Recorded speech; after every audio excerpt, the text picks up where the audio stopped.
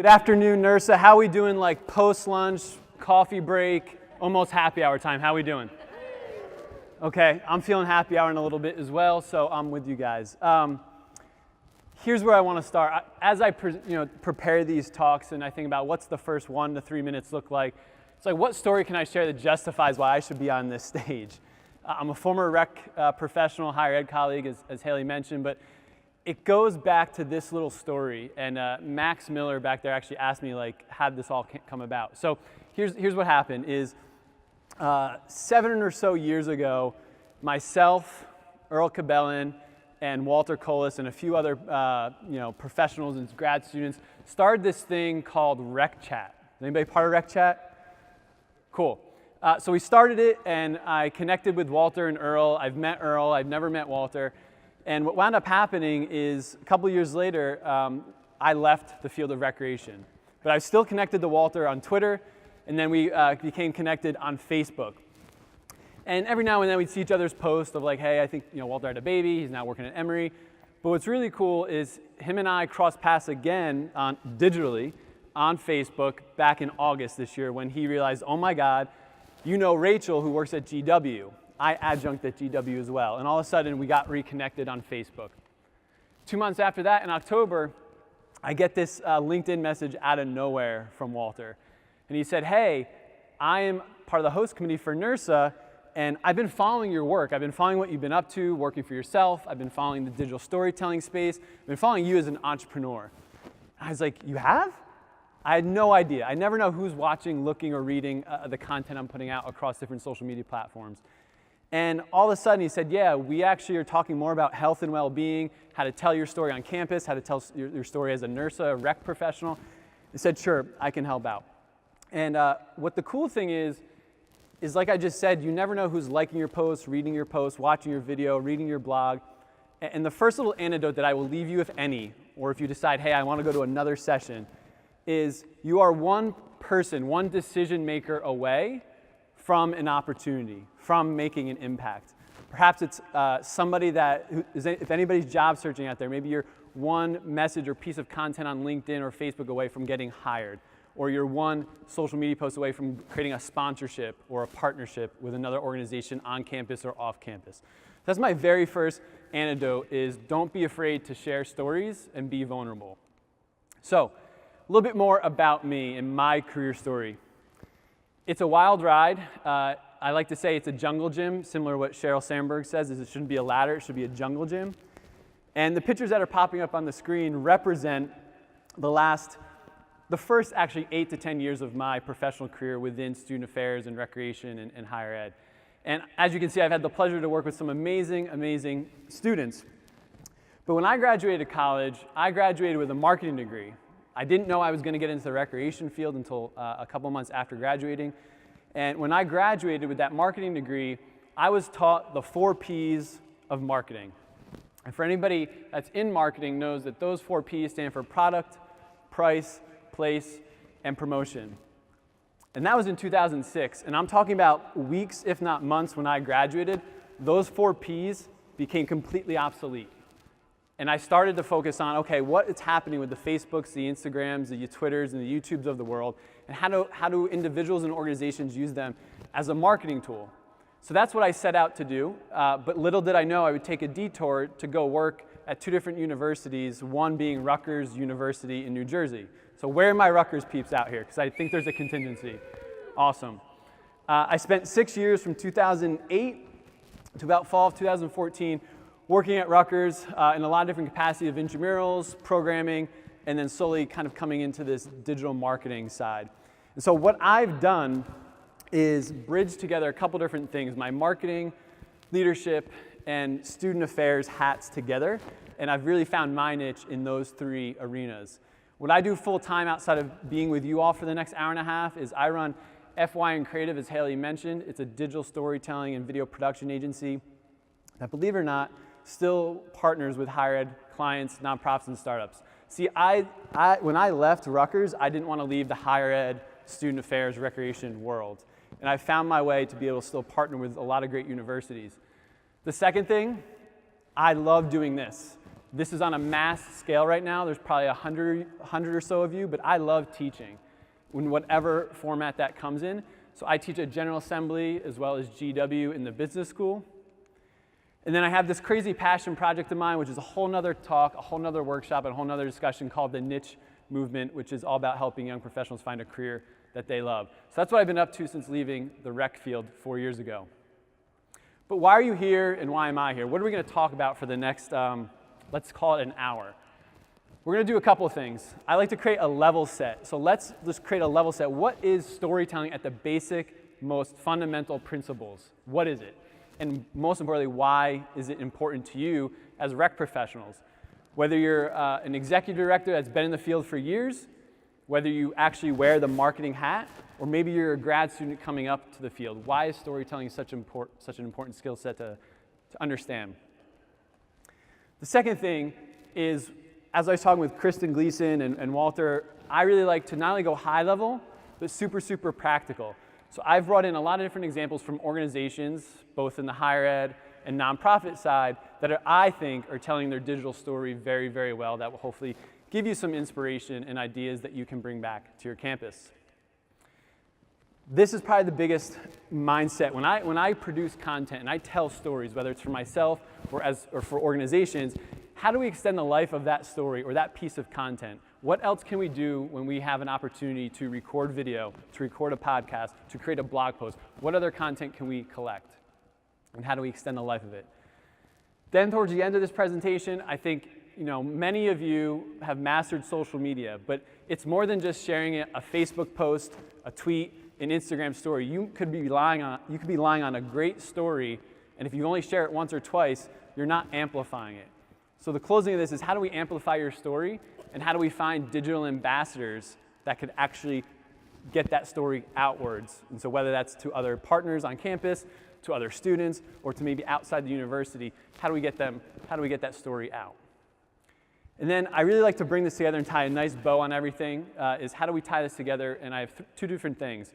One, I have 5 benchmarks that I'm going to leave you with. So I know a lot of you are going to be getting on a plane or driving back to campus tomorrow and Wednesday. You got to go back in and say, hey, here's what I learned at the conference. At this session, I'm going to have 5 actually bullet points of things you could write down and 3 high-level recommendations that if I were still a recreation professional doing marketing, this is what I'd be doing right now to be innovative. And at that point, I hope that some of you have some really cool initiatives, some really cool ideas in the next hour, that you will have the courage to get up and ask a question, because I'm super generous with my time, not only here, but offline. So anytime you want to connect with me, I'd be more than happy to look at what you're doing or talk about this space, because I'm completely immersed and I research this and implement it on a daily basis, and I really love doing digital storytelling. But we will have a formal Q&A for the last 10, 15 minutes if you have the courage to ask a question. So let's jump into it. I think a lot of speakers that might get up here and talk about any type of storytelling might say something like this. Hey, how do we create stories that matter? It's a fair question to ask. You should be asking that yourself. I think the most important question, though, especially knowing the field of higher ed, the field of recreation, where resources are limited, maybe social media is not completely respected, the question should be, how do we get permission? How do we get support? How do we get respect to do the work that we need to do? Again, I don't care if you're a marketer or if you're a director or in between doing programming, you are all storytellers, and you all should have the permission to collect those stories and tell them very well. So, I want to share this story. I mentioned I worked at Rutgers for 6 years. The first 3.5 years, I was doing intramurals. But because I had that marketing degree that I talked about, and because I was in my early to mid-20s, and because I understood what was happening with Facebook, Twitter, and YouTube, I started getting tapped to sit on different committees and figure out, how do we create this presence? How do we create this digital community? What do we do with these social media platforms? And our executive director at the time said, hey, Kev, we'd love for you to start like a little digital media department, and guess how much money we're going to give you? A whole whopping $0. And I said, okay, we'll make that work. I also said, okay, well, what about equipment? Because we need something to create this content. We need a computer. We need a camera. And I remember it was like, well, you can borrow an old Nikon DSLR from the graphic designers. So I did that. And we used our phones in a 10-year-old DSLR. And at the same time, and I'm sure many of you can relate to this, again, whether you're marketing focused or not, you wear a lot of different hats as a rec professional, right? And so all of a sudden I was doing 2 jobs at once. I was doing intramurals, and I was starting to do marketing and doing all these things, had 2 different kind of scopes of work happening. And all of a sudden, we created this department, though, that blossomed. And when I left in 2014, we had close to a 6-figure budget for personnel, for equipment, and for resources to tell our story. I left with a room and a closet full of every piece of gear you could think of: GoPros, cameras, lighting, audio, to tell highly produced stories, as well as Instagram low-level, lowly produced content. And when I also left, we had a team of about 10 students. We partnered with our graphic designers and a couple grad students. We have a whole full-fledged team to do that. But I told you I started out with $0, right? And I had very little kind of permission to do this. What were the things that got me to the ladder? Well, it's this story that I want to share. See, I think within higher ed, we're really focused on numbers and data and assessment. How much growth do we have? How much impact are we making? And yes, quantitative data and quantitative reports have a place and the time for your work. I understand you have to do monthly reports, quarterly reports, annual reports. I understand that. But it's the qualitative, it's the gray area that starts to get you that permission. So here's the example I like to share. One afternoon, it was Monday of Thanksgiving break, so students had 1 or 2 more days on campus. And we see this tweet pop up, and I told you we had 10 students working for us. My student photographer at the time, this kid Evan Bryson, he was in our office, and he was basically, one of the responsibilities every morning was to do a TweetDeck search, an Instagram search, and a Twitter search on different keywords that we could pick up of, like, what's the pulse of our campus? Like, what are the stories? What should we be talking about? Can we like refilter and remarket a message that has to do with maybe last night's basketball game or midterms or finals? And so we found this tweet, and the way we found it was basically by utilizing the search Rutgers. So you can see here, Carly says, hey, does anybody at Rutgers have jumper cables? So Evan flagged it and said, hey, Kev, do you know RU Info or RU Public Safety's Twitter handle or phone number? And I'm like, as I'm Google searching it, I'm like, Evan, it's Monday before the holidays. If I'm being honest, I don't think on a busy day that RU Info or RU Public Safety will answer a tweet, let alone get there in time. So again, it was fairly quiet in the office, and I started to be like, all right, what can we do? I think I might have went over to my colleague Ann's office. I might have said, hey, do you have them? Might went to our outdoor rec department, and then I realized we had a van on campus, and there were actual jumper cables in the van. And so I said, Evan, find out what campus they're on. So any of you that haven't been to Rutgers, it's divided by the Raritan River, and there's College Ave and Cook Douglas and Livingston and Bush, maybe anywhere from a 5 to 20-minute bus ride depending on traffic apart. So, hey, Carly, what campus are you on? She said College Ave. We're like, okay, it's about 10 minutes away. We could totally do this. She said, hey, someone in our marketing team has jumper cables. Do you want us to come by? We're coming from Livingston. She said, yeah, sure, that would be awesome, but I'm off campus, so I don't know if you'd be able to come to Gilden Street. Gilden Street was right behind the College Ave Gymnasium, right? So I said, Evan, find out what her cell phone number is and we'll be on the way. But here's the extra little surprise in the light, is we knew that Carly, or at least what you'll see in a second, her friend, was probably having a crappy day, right? Her car's broke down, she just wants to get home to her family and be on Thanksgiving break. So at the time, and you probably can't see up here from the screenshot, but we had a big 5K charity race happening called the Big Chill. It might have been the 10-year anniversary. So I said, Evan, go into our closet and grab like an old school beanie and a throwback Big Chill shirt, because she's probably having a crappy day. Let's make her spirits a little bit brighter. And so we went on our way. Totally come by, DM us your cell, and one of our students will be there on Gilden. This took no more than, 10 minutes to drive there, 2 minutes to get her car going, and we were back on campus. Later that night, this student, so Carly's the one who was the friend. We have Kelly now saying, hey, thanks RU Rec, Kevin and Evan, for jumping my car in a time of need. Appreciate all your help. We not only had we were not only responding to that tweet, but we had the digital savviness to say, yeah, sure, anytime our treadmills break down, I hope you come by and help us, right? Wink, wink. And she said, of course, haha, you know my number. And I think she was kind of like flirting with Evan, our student photographer at the time. And that sat there. And I took those screenshots because I knew we had something. I don't know if it was right before Thanksgiving or right after when I met with my executive director.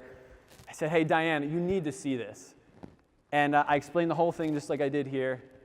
And it finally hit that this online to offline example aligns with everything of the reason our university and our department exist, to create wow experiences, to serve students, and to help them in a time of need.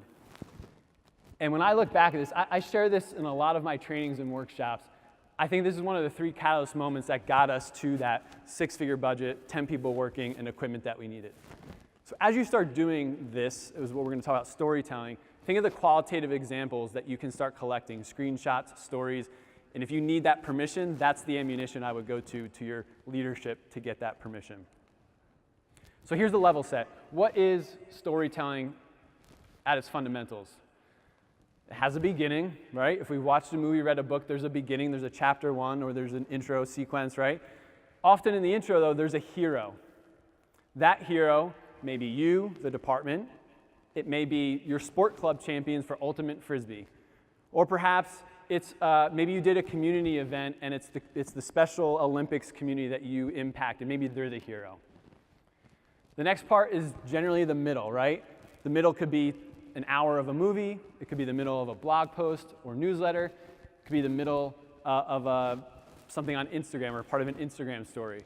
But generally the middle, you need to find what's the obstacle that the hero faced. What's messy about that? Or what are the challenges? And last is the end. Super simple. There's a change or transformation. So you can make this as complex or simple as possible, but it's a 3-part act. And this could be, hey, you take out your phone and you do an Instagram story. I see a lot of people do the first 2, the intro and the middle, and then at some point in their Instagram story or their content, they forget to close the loop on the story. So it's just as important to do before, during, but the after is what is going to keep the audience engaged. What happened after? What is the change or transformation? Another thing to kind of do a level set that's super simple. Any journalism majors or former journalism majors out there? Awesome. So do you know what this is? What is it? Reverse pyramid. Yep. So this is a reverse pyramid. Anybody that studied news or journalism, you should know this, but what happens when we're looking at news, right? We get the title, and that's, boom, that's everything you know. My mother is, in my opinion, a headline reader, right? The minute you try to actually have a dialogue about it, it's like, I didn't read the whole article. Has anybody been there? Like, oh, I know exactly. But all you did was like click and read the first sentence and backed out. So you have the most newsworthy info up first, the title, then there's maybe that 1 or 2 sentences that give you the most impact, and then you're out. The next part of the pyramid are the important details, right? Where you can have that dialogue or fully understand what's happening with that story. And at the end is the general background info. And those are for the people that are really immersed in what you have to say. They're your truest fans. They're really engaged with that piece of content. So that's the second principle. Reverse pyramid is another thing if you can't think of the beginning, middle, and end.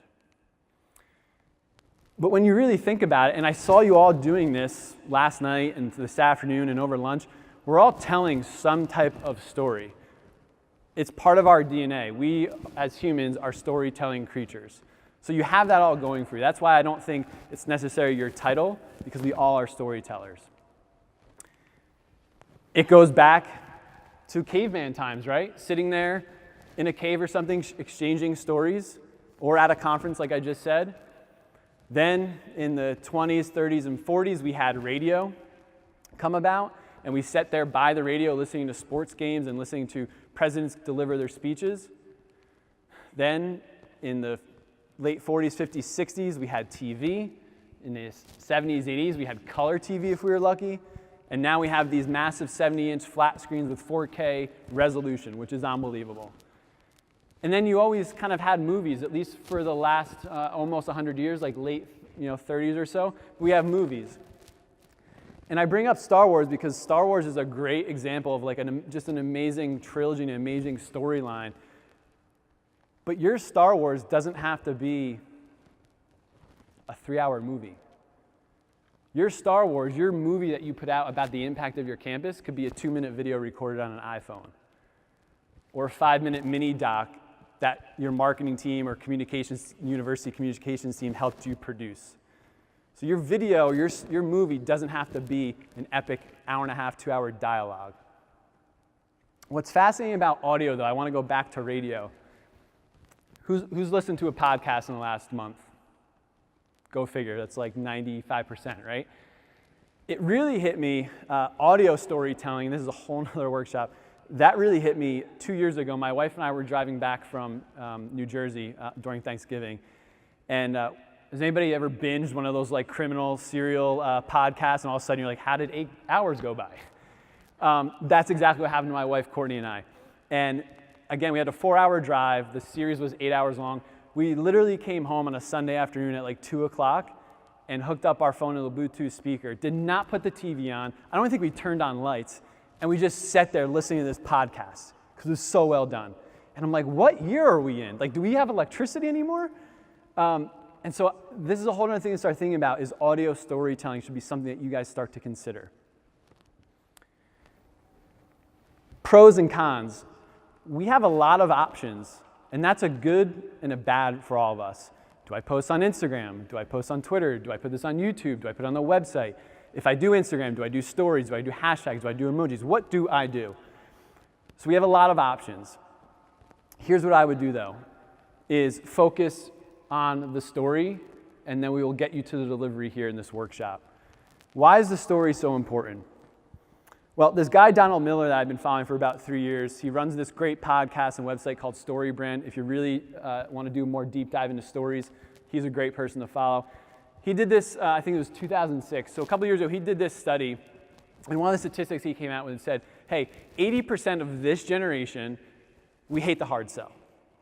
So a couple things. One, I put this generation in brackets because sure, that could be Gen Z, that could be us millennials, but I think anybody in society that's digitally native is this generation. We know how to skip an ad real quick on YouTube. We know how to ignore the Postmates ad on our Facebook. We know how to, a banner ad comes up on a website. We know how to quickly click out of that. Plus, digital ads and marketing done poorly is super, super intrusive to us. It disrupts what we're doing. But stories are also vital, and they're also important if you really want to be a relationship builder on your campus and be an advocate for the health and well-being of your students, of your campus. So you have a lot of different things happening here. And stories, I think, let us imagine the possibilities. Think about, if any of you have kids, the last time you read a bedtime story or a Dr. Seuss book. It lets you kind of envision this world that doesn't exist yet. So my challenge to you is, let's start thinking of stories rather than social media posts or content. Let's think stories, and let's think really, really big on what impact you can make on your department this year. And two things you could do is, okay, what does our department look like in a year? What stories have we told? And what impact can you make by telling those stories or collecting those stories? And I share this slide because if you want to be about the stories and not about the intrusive marketing, you need to open up the social media people of your organization, of your department. What can you share that's behind the scenes? What can you share that's super authentic? What can you share that maybe you're releasing early? That's what's going to get people intrigued to sign up for a new program, to register for an event, to give back and volunteer on a Sunday afternoon. You need to share the story for them to finally make a decision. Because if I had to guess, same thing with the podcast, none of you have seen a Facebook ad and said, yeah, I'm going to buy this right now. You're probably like, why is this on my timeline? As we start to create content, though, the thing I often hear is, okay, Kev, this is all great, but we don't have a lot of resources like you mentioned when you started, okay? This tool, though, the phone, is the most powerful tool in our toolbox. Just a couple months ago, I told you I do a lot of video work. I had an old 1080 HD camera, and I was like, man, before the end of the year, I need to buy a 4K camera, like a $3,000 camera.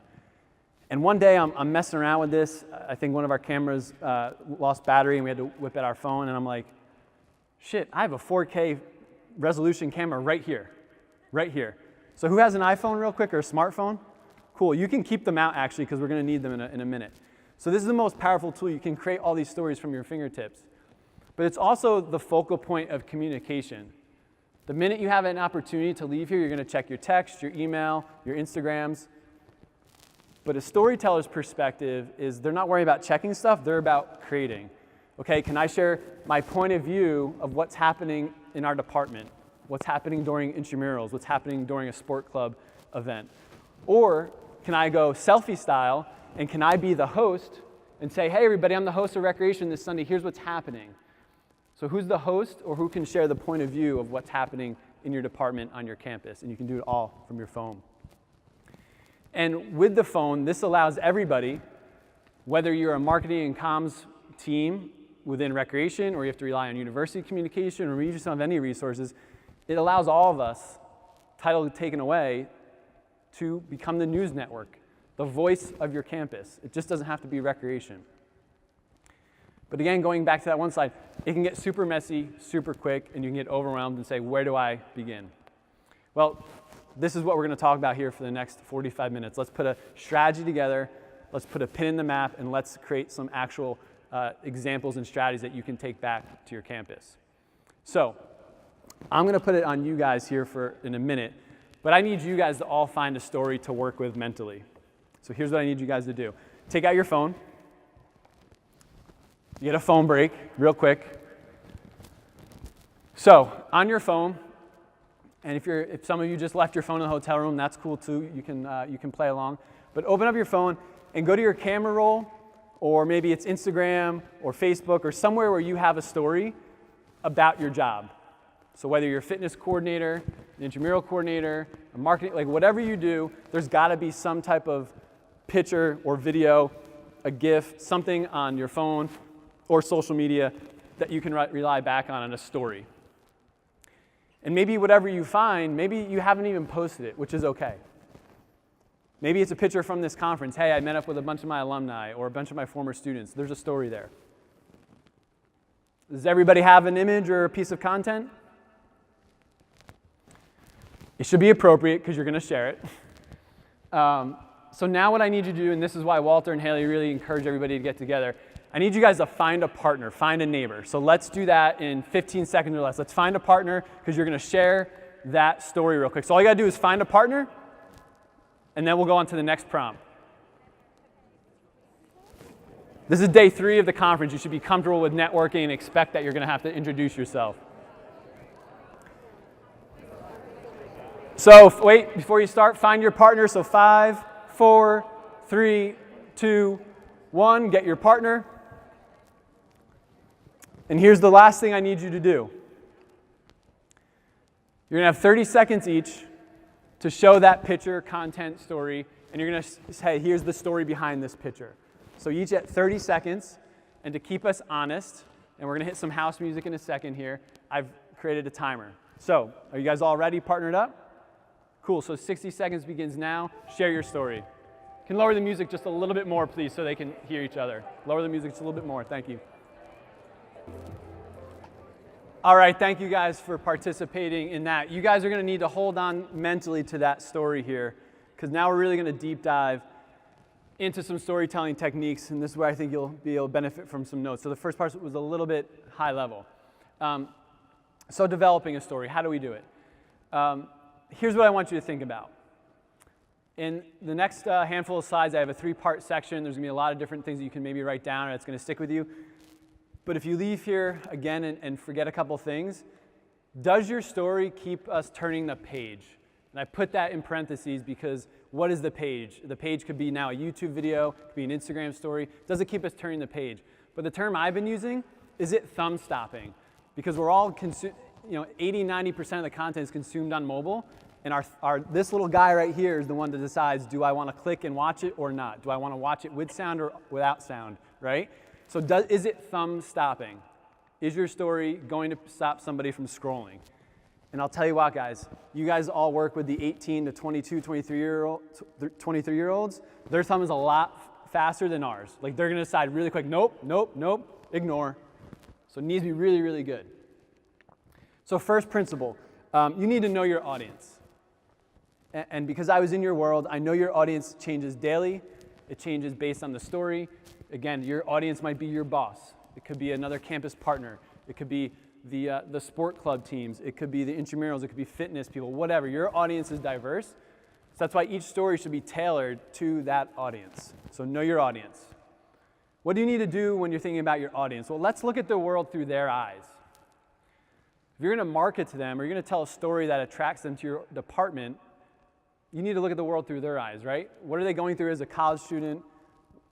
Depending on what audience that falls under that bucket, how do they want to talk? How do they want to be talked to? When you share a story, though, what are you asking them to do? Like, is there an actual call to action in that piece of marketing or in that story? Or are you just saying, hey, here's a value add, like, hey, here's a circuit to do, here's a new circuit to do in 10 minutes at the gym, enjoy. Is it a story? Are you asking them to maybe volunteer or give back? So what are you asking them to do? It doesn't have to be something, though. How will they process that story? Will they be excited? Will they be emotional? Will they be upset that they even gave 30 seconds of time to your story? But how do you want them to process that story? Maybe that story is part of a greater narrative. Maybe it's the before part, as we talked about. This is a big one, and I'm going to share an example in a second. Please, please, please spend some extra time, spend some extra effort. You are here for them. When these kids are on Instagram, when I'm on Instagram, when you're on Instagram, we're there because we want to. We don't want to swipe up. We don't want to find a LinkedIn profile. We want to consume it then and there and now. So don't put the burden on your audience. And here's an example, I think, of a great nonprofit that does this fairly well. This is Habitat for Humanity. What you're going to see here, this is an example from Twitter. So I think on Twitter you're allowed up to about 60 seconds of video content. And I actually looked for this video on different platforms, and they cut up different versions based on the platform it was being delivered to. What you're going to see here, it's going to look like a GIF to many of you, which is rotating. That's because this is only a 10-second recording of the 60-second full-fledged video. Now, I do more intimate workshops. I generally ask, like, hey, what do you guys see? But I'm just going to tell you. So a couple things. I see beginning, middle, and end. I see a house being created and then hung and then painted. I see left and right, top and bottom. I see a lot of moving dialogue. I don't see any talking heads. It tells a story without sound. And I think the most important thing here, just in this 10-second clip I'm seeing, I see a lot of people, a lot of volunteers, a lot of people that gave up sweat equity to Habitat. I don't know about you, but if Habitat International shared a video that I was in, I'd be retweeting that for days, right? So I think a lot of us sometimes focus so narrowly on like one person, one story, that it goes nowhere, versus if you just included 10, 20, 50, 100 more people in that story, that actually might go viral to your standards. So Habitat's a great example, and this is one of them. But again, in the video world, like I like this top, bottom, left, right, because we can start to consume a little bit more with each of our eyes. And it was right on Twitter. I didn't have to go to a website. I didn't have to click anywhere else. It was right there. I could consume it and scroll on. Second thing is, let's create some persuasive content, right?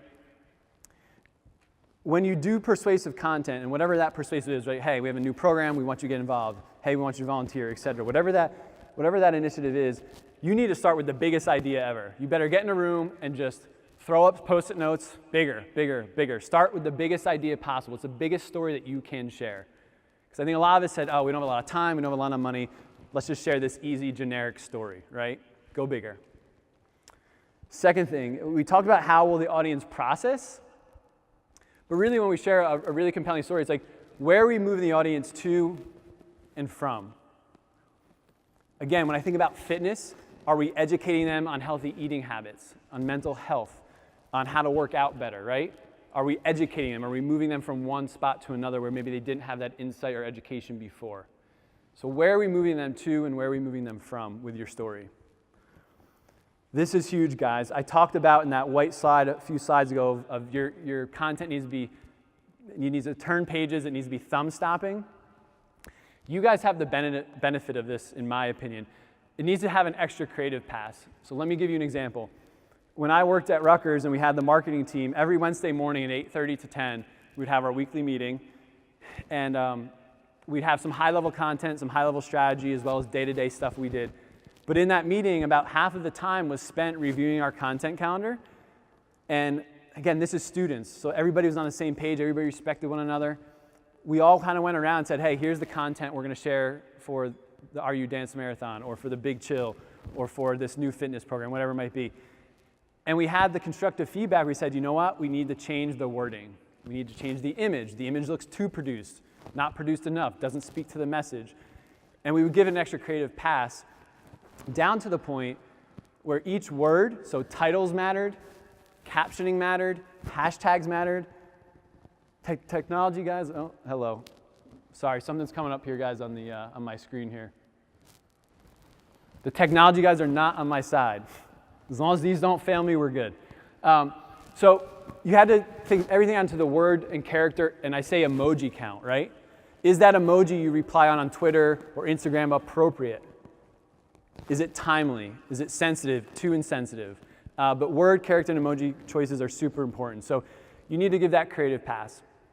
And the number one rule of thumb is if your students or team wouldn't share it, retweet it, watch it, read it, whatever, why are you sharing that story?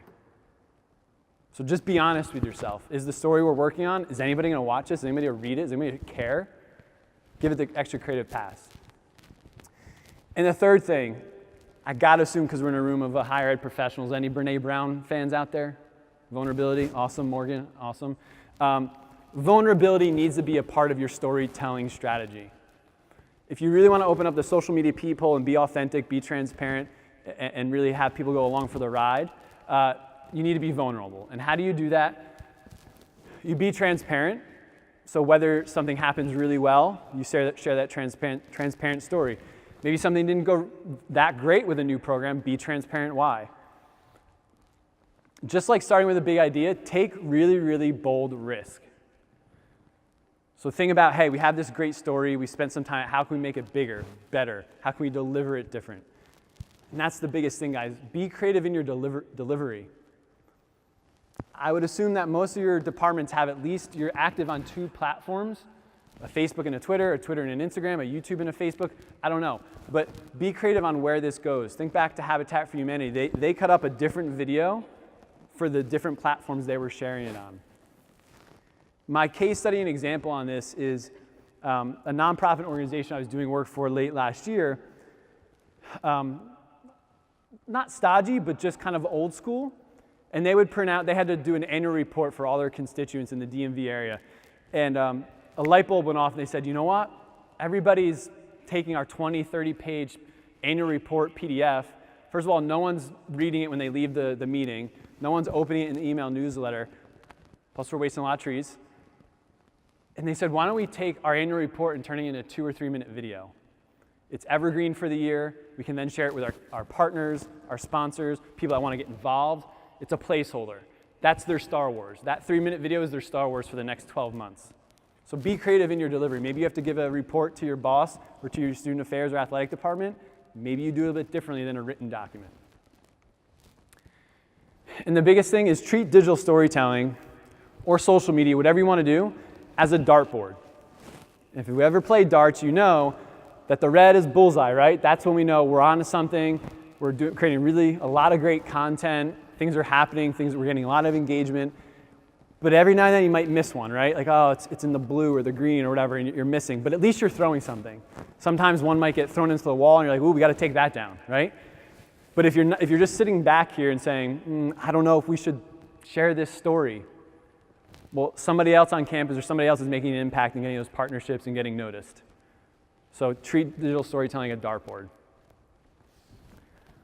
Where do we get inspiration from, right? Again, I understand on campus it's fast-paced, semester in, semester out, week in, week out. We have a lot that's demanded of us.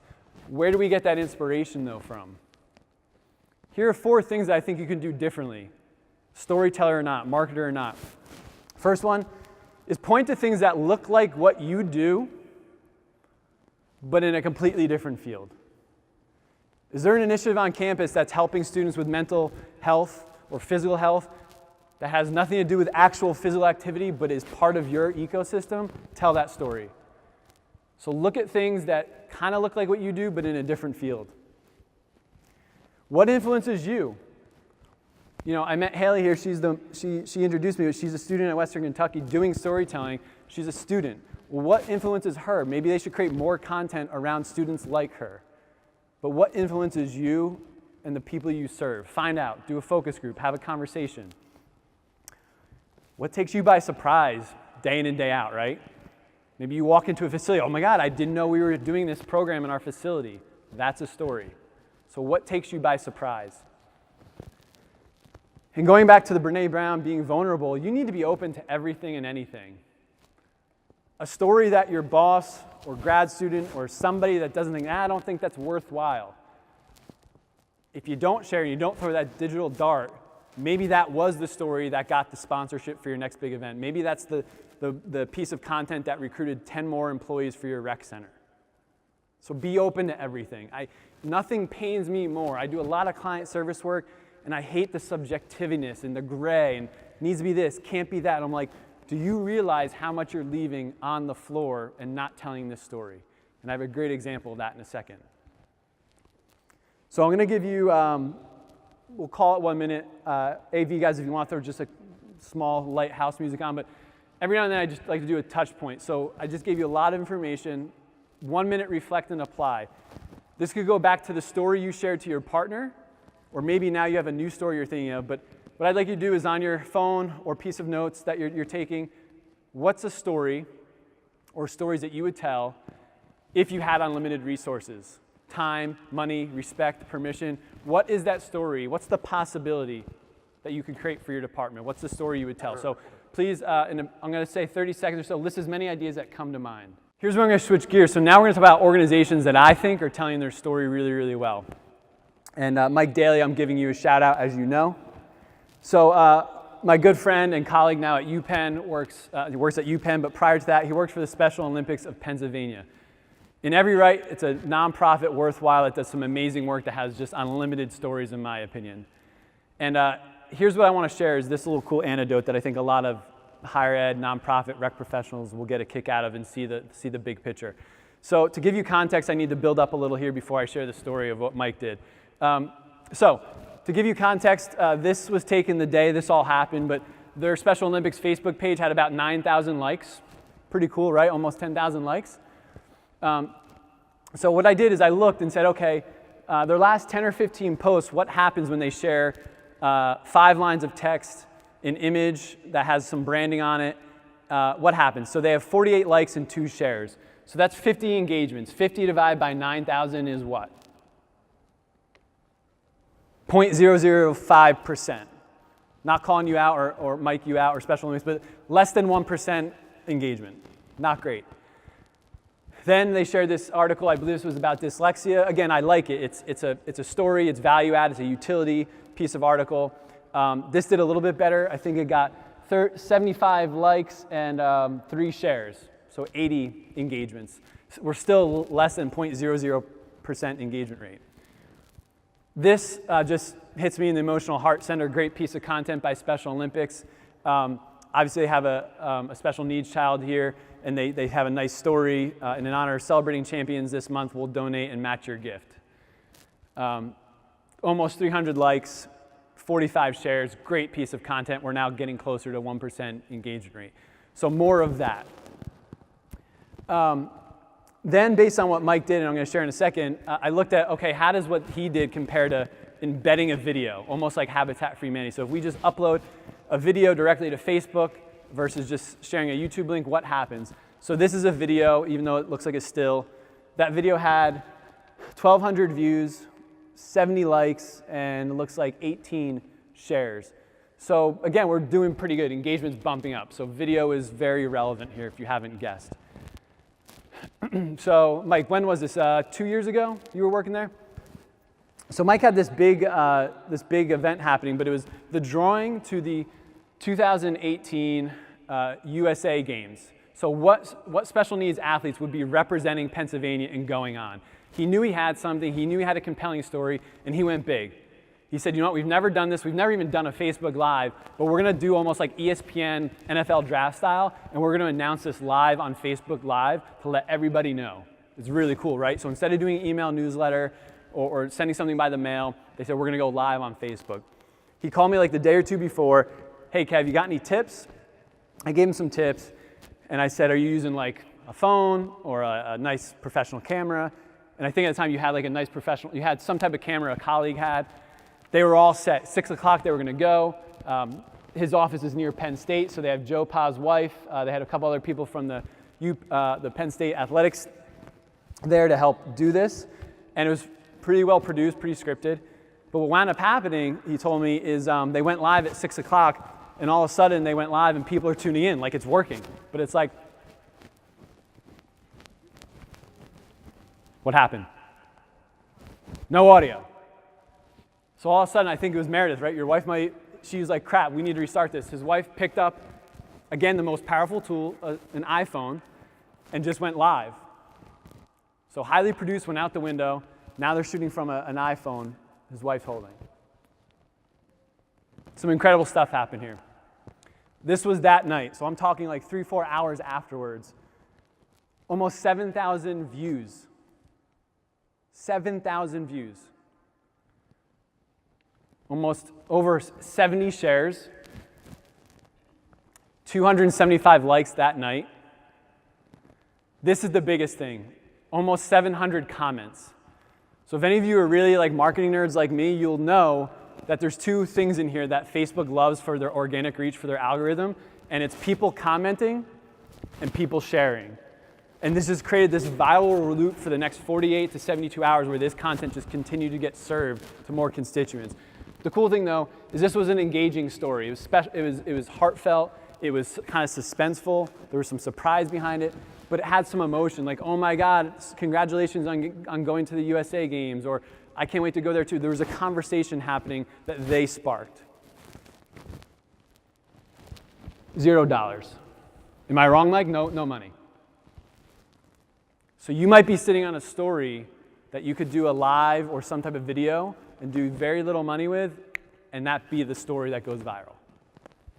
When I talked to Mike the next day or two, he's like, yeah, like now they want to do more Facebook Lives, but he agreed. He's like, I don't know, we need to be more strategic on this, right? You can't do one every week, it's going to run out of steam.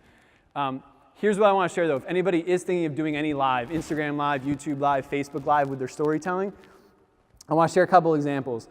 Another case study is Virginia Tech. I was working with their student affairs team, and they told me hey, they were trying to instill the new, I think there was 5 new values, part of their Thrive leadership program. So they would do kind of like a cash cab and a golf cart, and they would use like a GoPro, but then they'd have to go back to the office, edit the video, publish a video. It was like 5 days worth of work. And they just said, let's just do a Facebook Live. So now they could literally say like, hey, we're here at the drill field. Hey, we're going here. Who wants a ride? You know, Susie just won $50 gift card, and they did it live. No production, no editing, just went live. Here's what you're going to do. If you're going to do this or experiment in storytelling with Facebook Live, here's a couple of recommendations.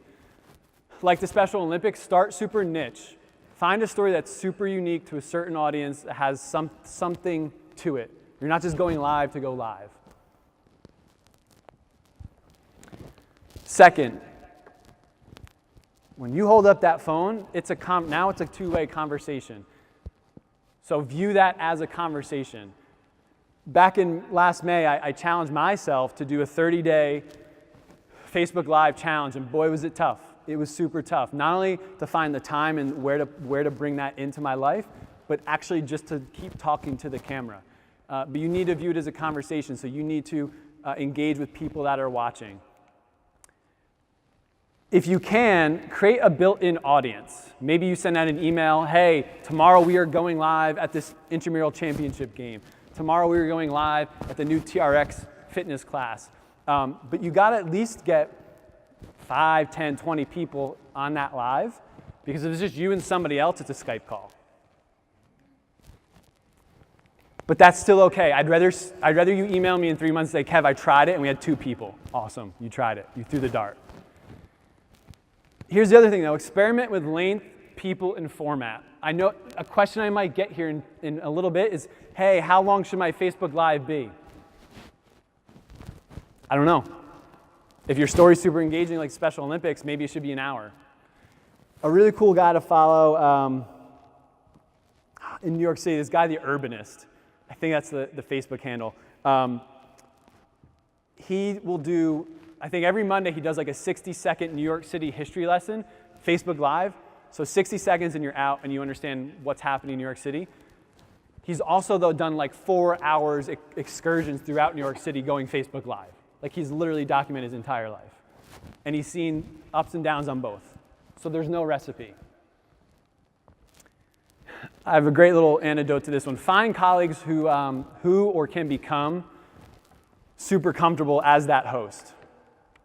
Taco Bell does a great thing on Snapchat where they've hired 2 young 20-year-olds, and they will actually go to new restaurants with a microphone hooked up to a phone, and they're the host of like the Snapchat Taco Bell show. They're really good at what they do. When I say you need to find a colleague that can be comfortable on camera, is it's a whole new arena. We were working with a fairly high-level education client, and part of the marketing strategy was let's have the president do a Facebook Live to promote this assessment institute. And I've seen this gentleman, similar to this, give like a 10,000-person keynote, super charismatic, right on point, well-spoken. I'm like, yeah, he should have no problem with this Facebook Live. Digitally native. We did it. And the first like minute, it's like people are joining. You don't know who are joining. The red light's on. Froze. Like you could just see it wasn't him. And we luckily knew that this could happen, and we lobbed him like a softball question about assessment, and he immediately could speak to it. And then somebody else, like it got going. So don't do a Facebook Live because you're the marketing person and you're off on camera. Don't do the Facebook Live and say, oh, it's our exec director. We have to have that person do it because they're exec director. Maybe they're not right for it. So find the right host. And last one, you have 2 different audiences, guys.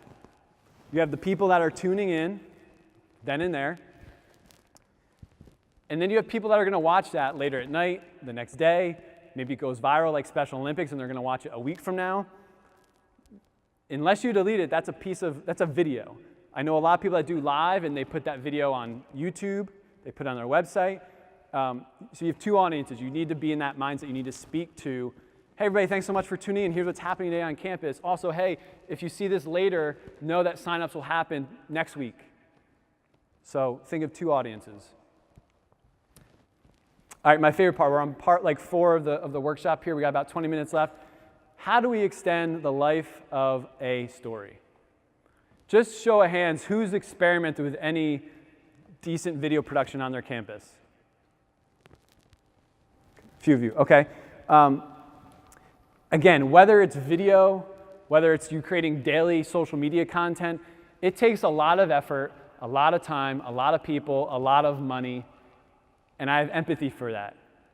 It's a big investment. It's an investment of, hey, we're going to have people dedicated to this. We're going to have a dedicated marketing person. We're going to work with video, whatever it might be. It's a very unique resource to have in your campus or in your department. So I understand that. My mindset, though, when I'm storytelling is how can we get as many stories or micro stories as we're filming the greater campaign or the greater piece of content. So I have this example. Is there anybody from American University out there? AU. Who is that back there? Is that Jocelyn? Who is that? No. Oh, cool. So AU is one of my big clients. We work with them every year in their different alumni and annual giving work. And they're doing some really good stuff because they're closing the loop on stories. They're fundraising, they're engaging alumni, but then they're making sure they thank their donors and they close the loop of the impact that their campus is making based on donor support. So I say 2 or 3 years ago, one of the things we did was hashtag AU thanks you. And that generally goes out late May, early June, after graduation. And when we were on campus early April, I took these 2 photos with my iPhone, and I said, hey, Joanna, your thank you campaign starts today. And she's kind of like, what do you mean? She's like, we're not launching it for another couple weeks. I'm like, well, here's like a behind the scenes, and then also here's a local alumni we're filming in the president's office. You might want to again, open up the social media peephole and tease that out. Maybe you don't use the hashtag for whatever reason, but the story has started. So she shared that on Instagram and Facebook. One of the initiatives was we had to interview 15 to 20 students like towards the end of the semester. And anybody that's been a college student knows like the last 2 weeks is like your hair's on fire. I got to do this, I got to do that, I'm not sleeping. Your time is limited. So we knew that these 15 or so students, their time was limited. We had them for 15 minutes on camera to get the sound bites and the questions answered. But before they snuck off, we said, hey, can we get a nice, quick headshot from you? I think 95% was done with like a Canon DSLR, but we also had to like scramble and take a couple with an iPhone. So we took those pictures. Again, you see thank you messages and the AU banner and everything. They then turned that into a website placeholder image, an email banner, and then for social. So the story still hasn't been released, but now they have more content because we collected it while we had them. The crazy thing, the video I'm about to show you didn't make the cut. So we had 15 or 20 students. We recorded them for 15 or 20 minutes each. Again, I'm looking for any math majors out there, but that's about like 5 hours of content, right? We delivered a 2.5-minute video. So we left about 95% of the content on the editing room floor, as they say. But as I said earlier, they had so many of these great anecdotes and stories that I'm like, you're missing the opportunity to engage more alumni, thank them in very specific niche ways. And we created this as a mock-up, and I said, hey, remember that girl Anisha that was one of the scholarship recipients that we cut?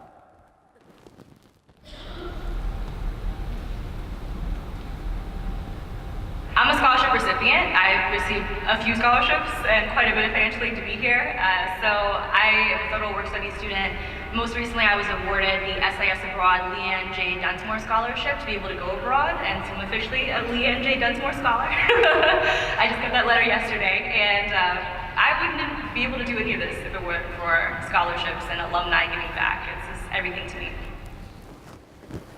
How long was that? 20 seconds, 25 seconds? Could that be put on Instagram? What if also that went out to like the Latino Alumni Alliance alumni group? Like very unique message, right? And so we had all these little micro clips. I said, your campaign after May 31st can continue another 2 or 3 weeks if you really want it to. The cool thing about that, that's thumb stopping. It tells a story without sound. If we watch it without sound, you'd probably be able to get a gist of what she's saying because of the subtext. But she was just electric on camera, and we knew that we had other content to use. So as we continue to do that, we said, okay, we have video. With video, you have audio. With audio, you can listen, and you can type and transcribe. And we also have pictures. What if we created thank you cards, too? So now we're like 4 levels deep, and the campaign can still continue rather than just a 2-minute video. And obviously, we have this other student in a nice AU-branded pullover and said, hey, there aren't enough words to show appreciation and gratitude for my future success. Great image, and then there could be a nice 500-character story about this student's journey at AU. So don't limit yourself at the obvious story, keep going deeper. And I say video is great because you can get the audio, you can strip it, you can translate it, you can create graphics. So that's why I challenge video. Here's another example. This isn't higher ed related, but a recent organization I've been following on Instagram that I just think is doing some amazing stuff considering it's a nonprofit. So Adopt Together is basically a GoFundMe for families that want to fundraise to be able to afford an adoption, because as you know, it's fairly expensive. What I like about this is, one, their Instagram feed is very, very vibrant. It's very up to date, very colorful, tells stories. But what I like is the Instagram story highlights. If you look at the V and the G, it's 2 things. They're being super simple to you as an audience. Do you want to volunteer with us, or do you want to give? And so when I clicked on one of them, or one of their stories, this popped up. Hey, meet the Brandt family. And this goes into what I was talking about with AU. They recorded several interviews of families that had used Adopt Together. And they harnessed Instagram stories to tell these stories, right? Because maybe I don't want to watch a 5-minute video on the Brandt family, but I'll give you 30 seconds of my time on Instagram. So they had this nice picture that, in my guess, is taken on an iPhone. They then put it in some type of app like Canva or some text overlay app on their iPhone and said, hey, meet the Brandt family. They posted it. Then maybe I'm on the metro. Maybe I can't listen to the video. So they said, all right, when their adoption journey began, Joel, the husband, experienced a common fear before meeting his adopted son. So now they're giving me visual. I don't need to listen. I don't need to do anything. I can read. And then they went into this. They showed a 10-second clip of Joel with his new son, and they talked about adopt-together journey and that adoption process. And basically this went on for a minute, so about 6 pieces of content, but it went back and forth. Image, quote, video. Image, quote, video. And within 60 seconds, I was like, wow, I know exactly what this organization does. I'm inspired by them in a lot of ways. And they told that story in 60 seconds, and they put the effort in to let me decide how I want to consume it. So that's how we can extend the life of the story. By far, this is an underutilized tactic, in my opinion, on Instagram. I think a lot of marketers are in that mindset of our captions need to be short. They need to be witty. They need to be fast. They need to be creative. There's a time and place for that. We talked about not putting the burden on the end user. I love this account. A former creative here in DC that I met, her name's Kelsey. She's a big outdoors person, and she created this account called DC Adventure Club about a year ago.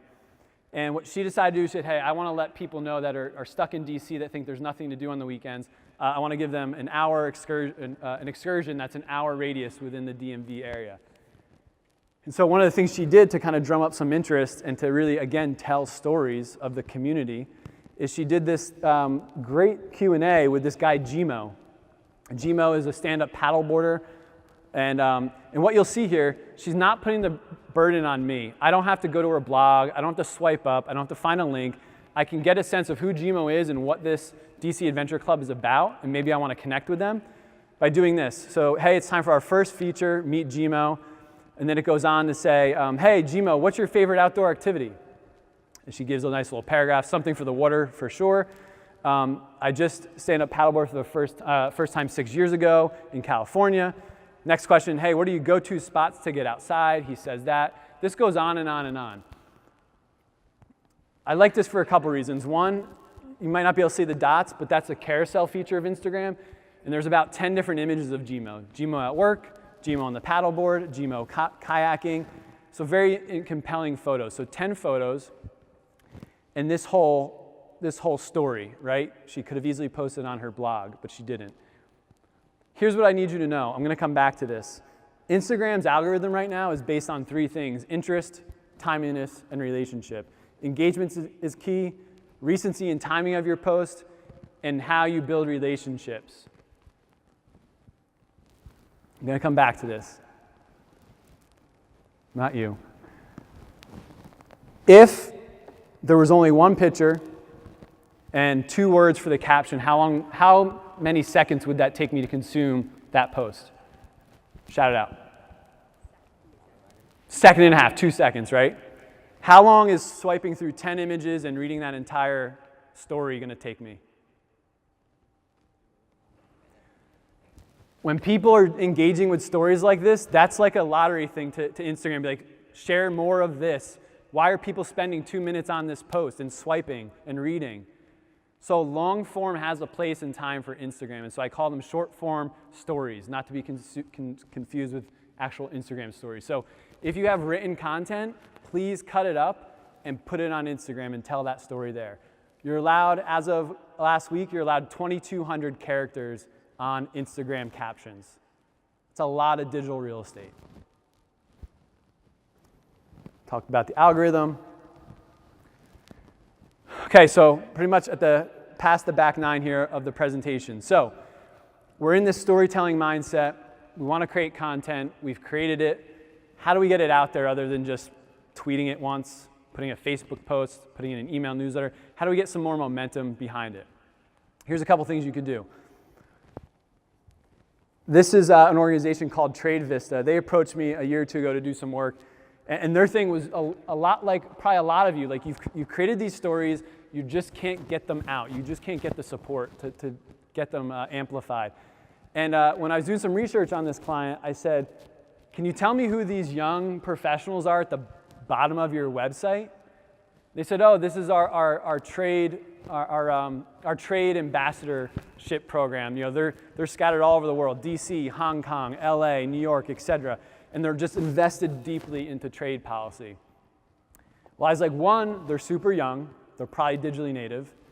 2, they're remote, they're in different corners of the world, which means 3, they'd be great story collectors. Maybe some of them want to be on your podcast, maybe want to host a podcast, maybe some of them want to do a day in the life of what it's like to be in Hong Kong. So I said you could literally take half those people and have them become your digital ambassadors and create the content for you. Because a lot of you might be like, crap, I'm not creating enough stories, I need more content. Figure out power in numbers. Who are the people that you can leverage and create buy-in with that can start to collect those stories with you? Is it each club president for each sport club is responsible for taking one picture at every game? Is it one intramural ref that's supposed to be, creating, collecting the content and then giving it to the marketing person? Is it whatever? Is it the fitness assistant saying, hey, this is the recap of the workout, let's post it? My friend Megan just started doing CrossFit, and every morning, if anybody that does CrossFit, you just post all your CrossFit workouts, and she's just posting every single workout. Imagine if you guys did to say, hey, you could do this workout in your res hall or on the side, on campus, whatever. Find those people that you can create buy-in and actually be your story collectors. This is a great example I've been using for years from UDEL. I don't know if I know the Twitter account is still active. I don't know if the program still is, so if there's anybody from UDEL, you can let me know later. They created this thing called Blue Hen Says several years ago. And what you'll notice in the description is information for UDEL students by students. I think that's so key. Because us professionals like to get our hands on a lot of things, and sometimes it's like, let the students share their voice and their perspective on this if we train them and put them in the right environment to succeed. So what the Blue Hen program is, this is 4 of about, I think at the time they might have had 20 ambassadors. So they had Amanda, Steven, Kristen, and Bradley. I'm going to put it on you guys. What do you notice about 4 of these 20 Blue Hen Says reps? And these are all students, by the way. What do you notice? Just shout it out. Diverse.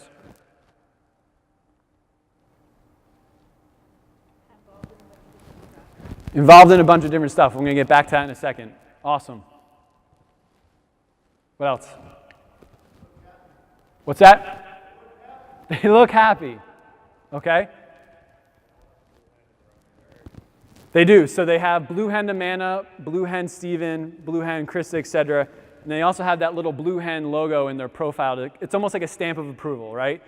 Whatever they say, you know is accurate or valid.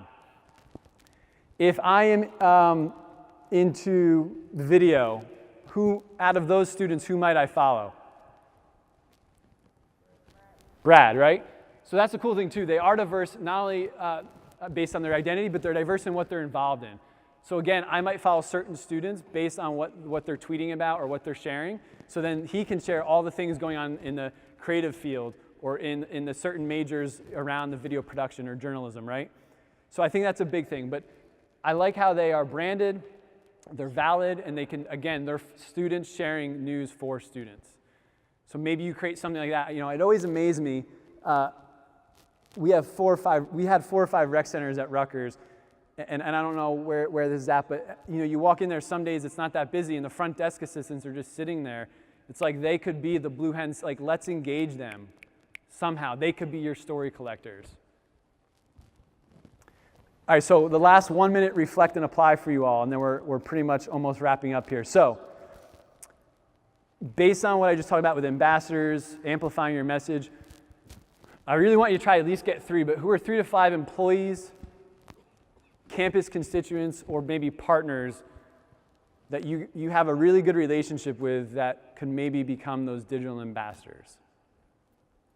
All right, we're going to close this out. So, talked a lot of things here over the last 60 minutes, and I can't thank you guys enough for being here and being engaged. I hope some light bulb has gone off that you can take back to your campus. But tying it all together, if I were in your shoes, I'd be going back to campus and starting some type of episodic series.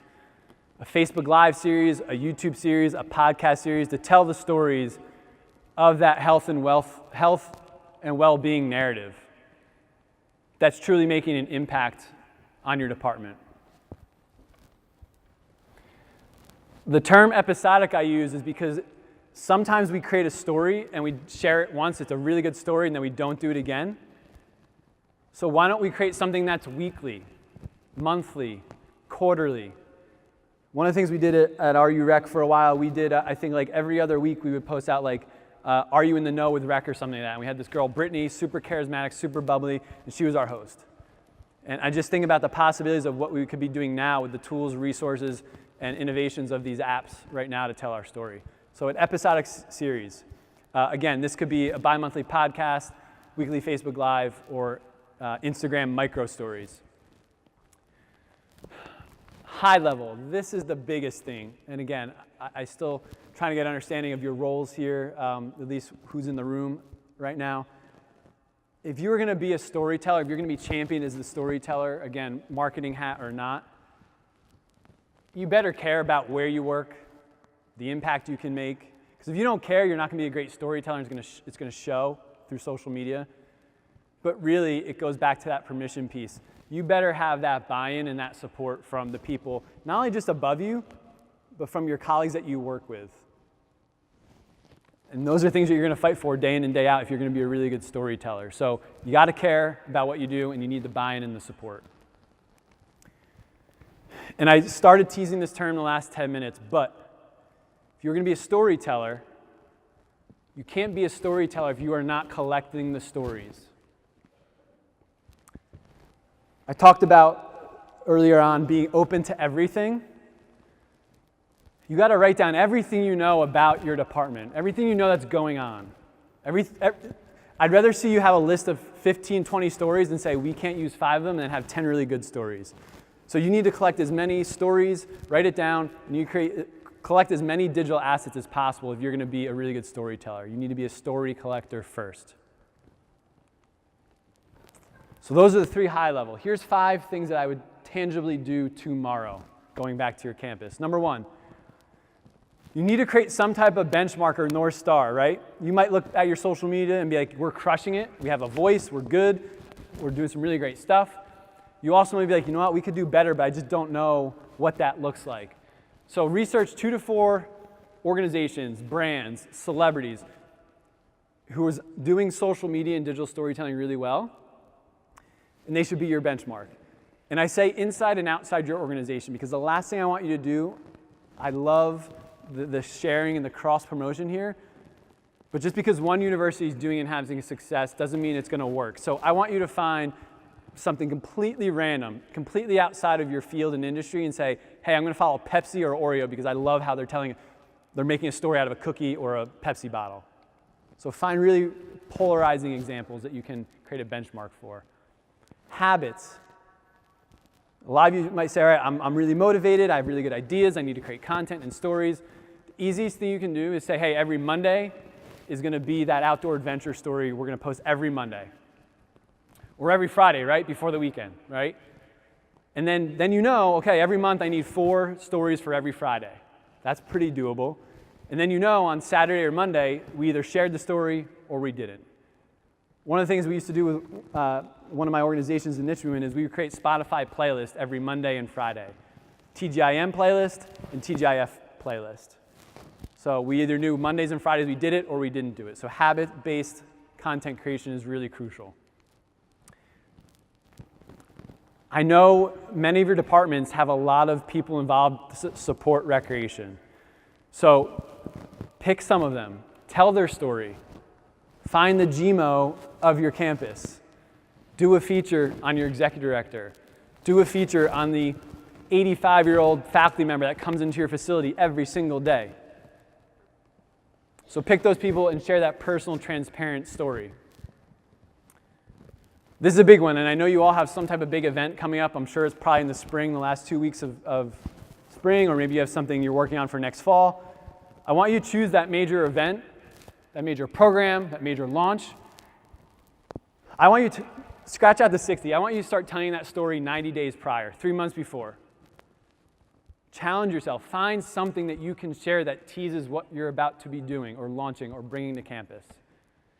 So share that story 90 days prior. Obviously, share it during, whatever that during looks like.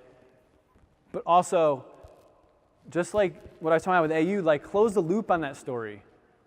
We didn't get halfway through Star Wars and be like, what happens? You need to close the loop on that story and try to extend that as much as possible. If there's anybody from NIRSA here, I think there's a big mentality for organizations, associations, and conferences. In my opinion, you're balancing two things come tomorrow. You're balancing extending the NIRSA 2019 narrative and story, but the marketing and the story for 2020 starts tomorrow. And it's not the banners, it's not the posters, it starts tomorrow. Your story for 2020 starts tomorrow. So anything you have that's cyclical or seasonal, your story starts the minute that event ends that year. The last one, if you really want to be a story collector, and you want to do this well, and you want to make change and impact, you got to fight your way into those meetings and say, hey, directors, I'm going to come in the first 10 minutes, I need to collect the stories. What's happening in your unit? What's happening in your department? Hey, at our next monthly meeting, I need 15 minutes to talk about the stories we have coming up and what we're going to be sharing and why. If you don't make this a priority for yourself, your boss isn't going to make it a priority.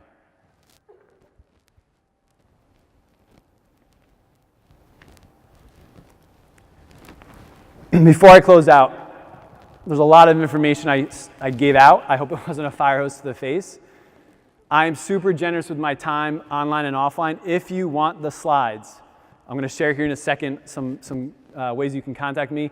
Just let me know. Because there's a lot of great information, especially this last slide, which I'm trying to get some more time so you can look at it here. These are things that I would actually tangibly take back to my department and say these are things we should be doing. But I would be more than happy to share this slide deck with you.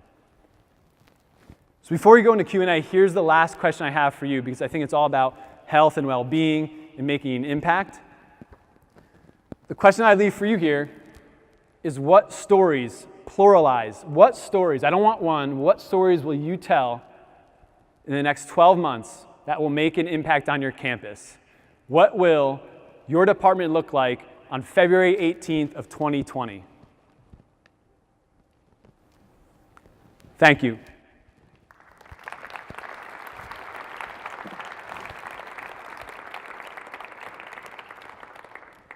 So Walter and I think maybe Haley will be running around with a mic. It looks like we have less than 10 minutes. What's on your mind here?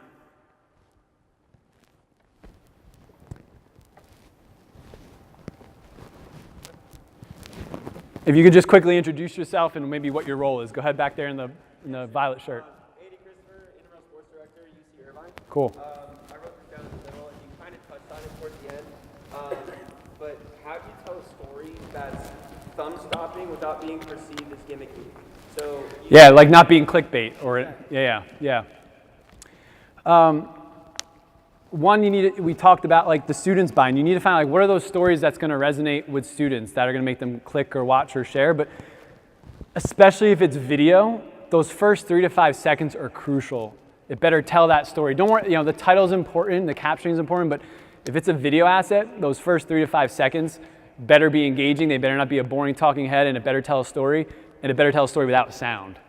Because then we'll decide whether we want to continue watching with or without sound. So first 5 seconds you need to be really particular with, and yeah, don't be clickbaity. That would be my one tip, and I'm more happy to talk with you after. I think we had a question right up front here.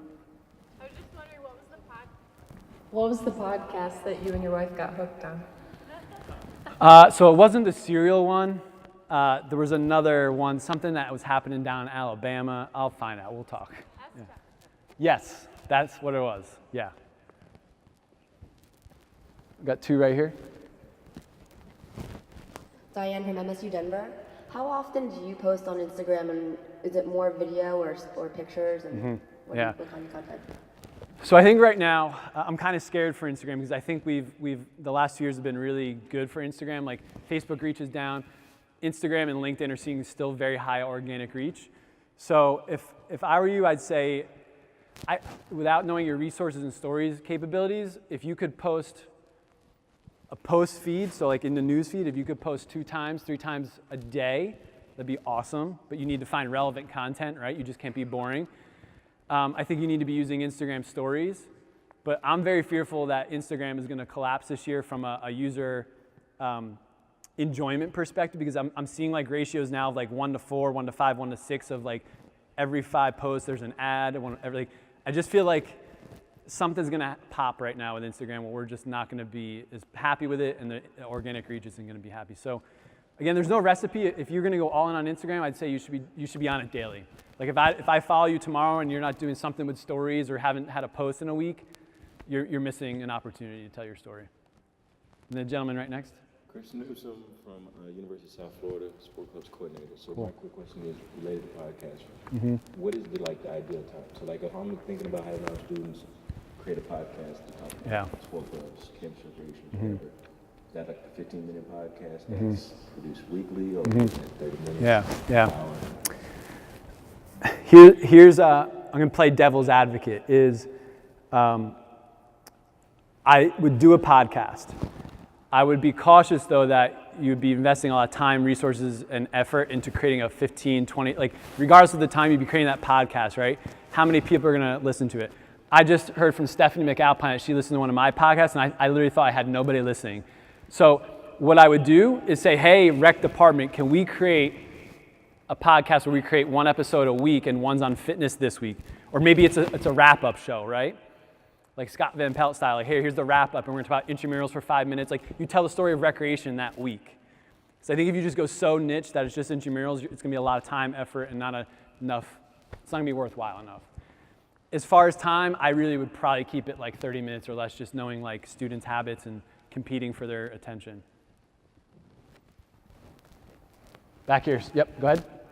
DJ Preston, Director, Radford University. Cool. What's your thoughts on campus recreation programs having multiple program areas, and then them having social media versus one specific content? What's your best practice thoughts on that? Kind of goes back up to this answer here. I think it's power in numbers. We dealt with this a lot at Rutgers. Like, should this fitness center have an account? Should this sport club have an account? And so from like a sport club perspective, I love the niche ability, meaning like if I'm an ultimate frisbee geek, I'm going to follow them and I want to see everything that they have to do with ultimate frisbee. If I'm a power lifter and do CrossFit, I'm going to follow that fitness account if that's everything they're posting. And I may not care about the holistic high-level account that shares just a lot of generic content. So it has its pros and cons, but if you have the team, the staff, and the resources to manage, here's my analogy. Each new social media account you open for your department, you just birthed another digital child. It needs to be fed differently, it needs to be treated differently, it needs to be disciplined differently. That's my analogy. If you want a family of 10, awesome. You have the money and the time and the patience, go for it. We have 4 minutes left. I think one hand's back there. Troy from San Francisco State. So I'm kind of curious of how would you use, or if you would use Snapchat to use for storytelling as well? I totally would, and this is kind of cool that we can talk about this because all the nonprofits and these other organizations I do work with in DC, like they should not be, based on their audience and their initiatives, they should not be on Snapchat. You guys clearly should, in my opinion. Again, I mentioned Taco Bell is a really great example to see what they're doing and how they're using it. I think for $15 or less, you could take an iPhone out, get an extension cord and a microphone, and you could have a host go around the different things of what's happening in rec that week and do it through Snapchat. Love them or hate them, Barstool Sports puts out a 10-part series every Monday through Friday. That has my attention, but like maybe you do something like that, like an intramural recap, things happening on your campus. So I would be using Snapchat, but you just need to find a very specific use for it. What do we have time for, Walter? Two more questions? We'll go here, and I think you had your hand up too. Cool, we'll get to you. My name is Cyrus. I'm from the University of Vermont. Cool. Sort of curious on your thoughts of being relevant, especially on a college campus, relevant and memorable versus strictly by the book professional. So I think a lot of stuff we see that's people interact with is more on the relevant, memorable side than the book. Yeah. It's such a fine line, especially in your position and higher ed and things like that. You know who does this great? If anybody follows on Instagram, CBS Sports. Like they're just enough where they're a well-known sports brand, but they kind of have that cliche and that little they'll kind of jab at athletes, and they do it in like a way that's not completely not PC, but they're still like, oh, I can't believe that they went there, right? I would check out CBS Sports and see like, what can we do? And this is, I don't think it was in my presentation, but like finding your digital voice is this dance of like professional, not professional, humorous, like it's a million things. And so that's why it's such a gray area. But follow CBS Sports, and you might, especially for people doing intramural and sport clubs, you might get a lot of inspiration there. I think probably last question. Yep. Go ahead.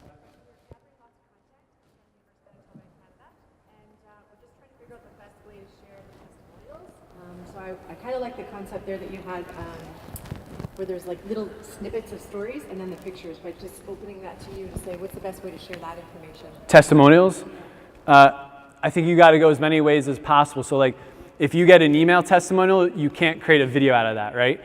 I would say, hey, if you could find 10 people in a semester and say, hey, can you give us your testimonial, get them on a camera with a phone, because then you have their video you can cut up, you have audio, you then can transcribe it and put it in it. You can do a lot of things with it. So if you're going to collect testimonials, do video, and then you can decide how you want to cut it up.